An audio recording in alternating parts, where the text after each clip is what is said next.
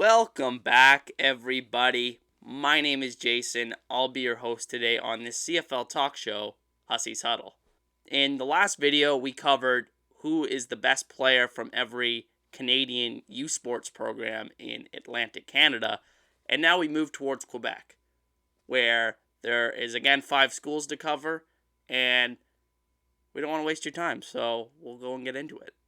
But quickly, before we get started, consider subscribing if you enjoy CFL content like this, as we're trying to hit 100 subscribers by the end of the year, and we would really appreciate it. That said, let's go and get into it.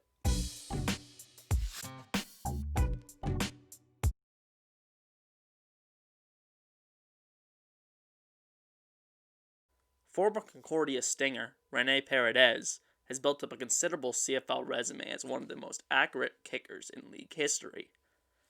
Paredes attended Concordia from 2006 to 2009, where he not only excelled in place kicking and kickoff duties, but also showcased punting ability. Despite this, there was little fanfare when he entered the CFL, as he would go undrafted in 2010. He would be signed by Winnipeg as an undrafted free agent and hung around on the team's roster and practice squad for about a year. However, in 2011, Paredes would finally get his opportunity, as Calgary signed him to be their full-time kicker. Suffice to say, he made the most of his opportunity, as over his long tenure in Calgary, he has blossomed into perhaps the league's most reliable field goal kicker. The 3-time All-Star remains in Calgary to this day. Pretty damn good for a kicker, I would say. A couple honorable mentions here for Concordia. Of course, we have Corey Greenwood, who had a long history in the CFL, but we're unsure if he's going to play in 2021. He's had a long injury history. And then we have Christian Matt, who actually was named the 2019 CFL All-Star. But when I was looking back at the tape, I wasn't very impressed, and I was just going for more of a flawless CFL resume, so that's why I went with Paredes.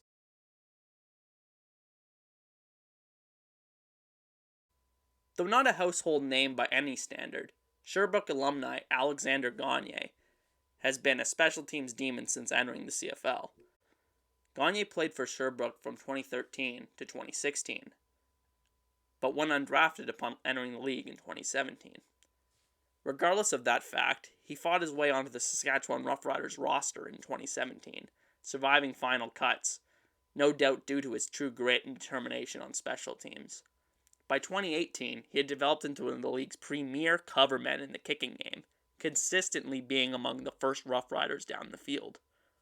Over the last 2 seasons, he has tallied an impressive 42 combined special teams tackles in just 35 games, among the highest figures in the league. In the 2020 offseason, he returned home to Quebec, signing with the Alouettes, and is currently under contract for the 2021 season. For Sherbrooke, we just have one honorable mention, and that's Stampeders fullback William Longley, who has been in the league for 5 seasons, and he has played mostly a special teams role. Shaq Johnson's story is a reminder that players take various and different paths to the CFL. Born in Brampton, Ontario, Johnson originally attended the University of McGill starting in 2012, where he produced right from the get-go, putting up 65 receptions for 850 yards and 5 touchdowns, while capturing the team's Rookie of the Year honor. Unfortunately for the Redmen, his career with the team was short-lived, as Johnson would return home to be with his mother in Brampton, who was raising 3 kids. During that 2013 year, he played football at the junior level, but returned to USports in 2014, this time with the Western Mustangs. The receiver picked up right where he left off, putting up impressive numbers. In 2016, Johnson lit up the CFL Combine with a top 40-yard dash time of 4.39 seconds. Despite this athleticism and proven production, he dropped to the 4th round, where he would be taken by the BC Lions. Though it was a slow climb at first, he would see a major spike in playing time in his second season. And he made the most of his opportunities, with 27 receptions for 500 yards and a pair of touchdowns in 2017. He has had similar production over the past couple of campaigns, showcasing the ability to make explosive plays despite being a secondary option in the BC attack. For that reason, I think he is one of the most underutilized and overlooked receivers in the CFL as we approach the 2021 season. For McGill, we don't really have many honorable mentions, just the one, and that's linebacker Jesse Briggs of the Winnipeg Blue Bombers, who is just been consistent on special teams ever since being drafted in 2014 for the team.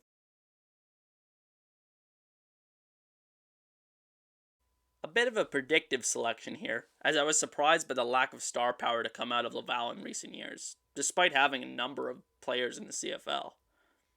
But simply said, I think Betts has a great chance to be that star player.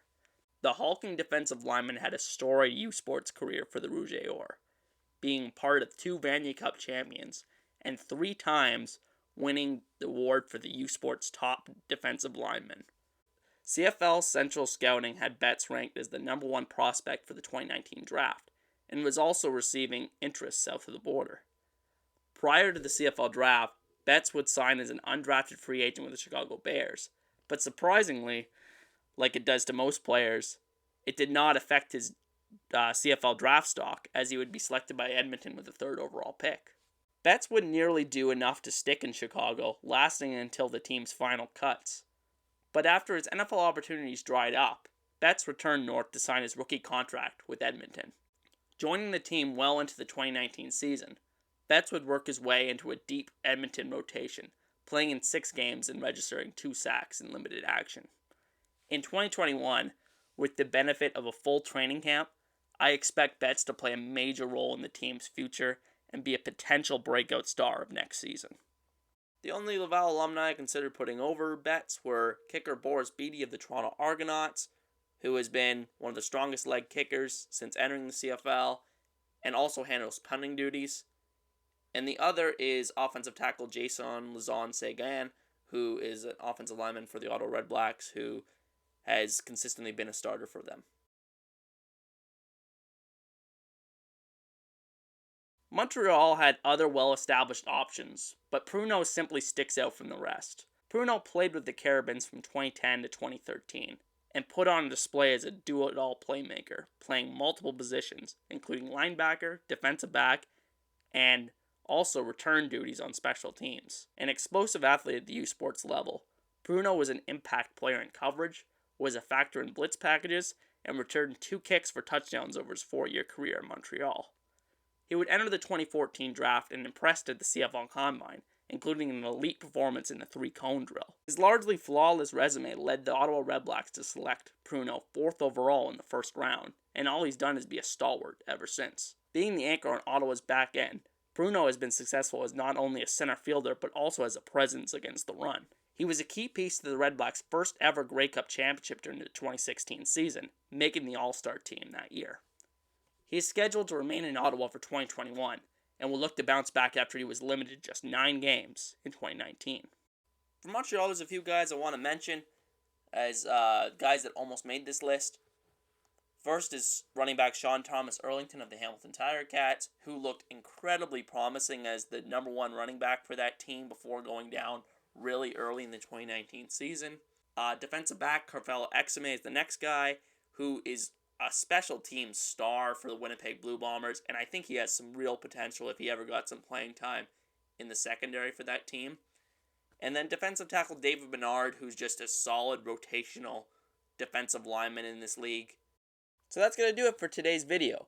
I'd like to thank you guys all for watching. If you want to support this video, the best way to do it is just by smashing that like button and subscribing to Hussey's Huddle for more content just like this. Thanks again. I'll see you guys next time. Peace.